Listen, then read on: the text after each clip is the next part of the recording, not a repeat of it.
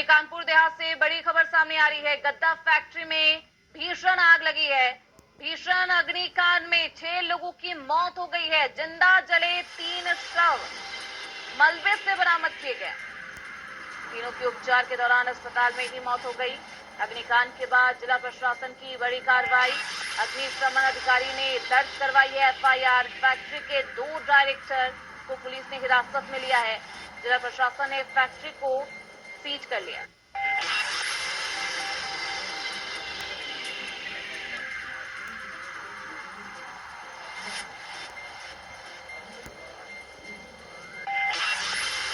लोगों की मौत हो गई है। कानपुर देहात से बड़ी खबर सामने आ रही है, जहां गद्दा फैक्ट्री में भीषण आग लग गई। भीषण अग्निकांड में 6 लोगों की मौत हो गई है। जिंदा 3 लोग जल गए, जिससे उनकी मौत हो गई है। तीनों का शव मलबे से बरामद किया गया है। तीनों के उपचार के दौरान अस्पताल में ही मौत हो गई। अग्निकांड के बाद जिला प्रशासन की बड़ी कार्रवाई भी की गई है। अग्निशमन अधिकारी ने एफआईआर दर्ज करवाई है। फैक्ट्री के 2 डायरेक्टर को पुलिस ने हिरासत में भी लिया है और जिला प्रशासन ने फैक्ट्री को भी सीज कर लिया है। हालांकि कहा जा रहा है कि एनओसी नहीं थी, उसके बाद भी फैक्ट्री संचालित हो रही थी। तो ऐसे में प्रशासन की लापरवाही की बात भी सामने आने लगी है। तो गद्दा फैक्ट्री में भीषण आग लग गई थी। 6 लोगों की इसमें मौत हो गई है। 2 डायरेक्टर को भी हिरासत में लिया गया है। तो जिंदा 3 लोग जल गए। तीनों के शव को बरामद कर लिया गया है। मलबे से इन लोगों का शव बरामद किया गया है। वहीं 3 की उपचार के दौरान ही मौत हो गई। तो अग्निकांड के बाद जिला प्रशासन सख्त कार्रवाई करते हुए अग्निशमन अधिकारी ने एफआईआर दर्ज करवाई है। फैक्ट्री के 2 डायरेक्टर को पुलिस ने हिरासत में लिया है। तो कानपुर से इस वक्त की बड़ी खबर सामने आ रही है। फैक्ट्री के 2 डायरेक्टर को पुलिस ने हिरासत में ले लिया है। भीषण अग्निकांड में 6 लोगों की मौत हो गई है।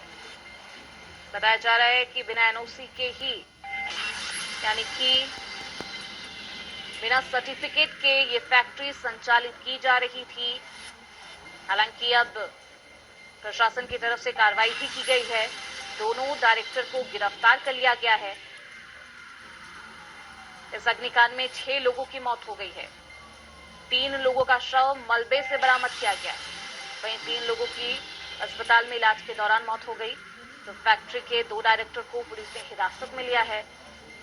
जिला प्रशासन ने फैक्ट्री को सीज कर लिया है। तो इस खबर पर ज्यादा जानकारी के साथ हमारे सहयोगी गौरव शुक्ला कानपुर से फोन लाइन पर हमारे साथ जुड़ चुके हैं। सीधे रुक करते हैं उनकी तरफ। गौरव, क्या कुछ है मामला और क्या कुछ एक्शन सरकार के द्वारा लिया, प्रशासन के द्वारा लिया गया है?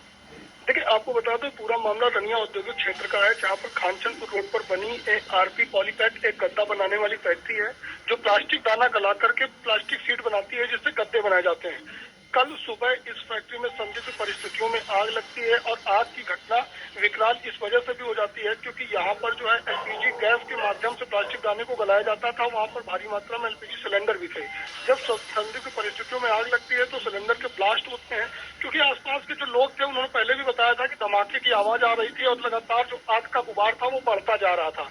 ऐसे में जब ब्लास्ट होता है तो टीन शेड है, वो टीन शेड नीचे गिरता है, बड़ा टीन शेड है। जो फैक्ट्री की अन्य दीवारें हैं वो जो है धड़ाम हो जाती हैं और उसमें कई मजदूर दब भी जाते हैं। लगातार मजदूर और उनके परिजन इस बात का दावा लगातार करते रहे कि मजदूर इसमें दबे हैं, उसकी संभावना है।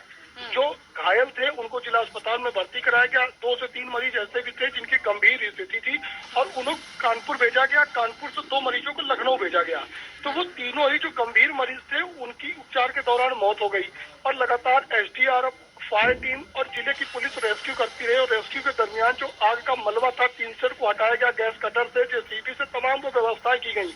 उस मलबे से एक के बाद एक 3 शव उससे बरामद होते हैं और जो शव थे वो पूरी तरह से जल चुके थे। यह भी शिनाख्त करना मुश्किल था कि कौन मजदूर किसके घर का है, किसका बेटा है, किसका भाई है, किसका पिता है, ये पहचानना भी बड़ा मुश्किल था। आपको बता दें कि इस पूरे मामले के बाद जब मुख्य अग्निशमन अधिकारी से बात हुई तो उन्होंने अपने बयानों में बताया कि इस फैक्ट्री जो है इसकी एनओसी नहीं थी, मानक इसके पूरे नहीं थे।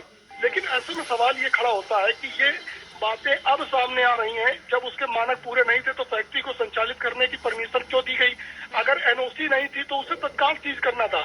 हालांकि जिला प्रशासन ने अब सीजिंग की कार्रवाई तो की है, लेकिन 6 मजदूरों की मौतों के बाद, एक भीषण अग्निकांड के बाद इन मजदूरों की मौत का जिम्मेदार कौन है, ये अब तक जिम्मेदारी लेने वाला कोई नहीं है।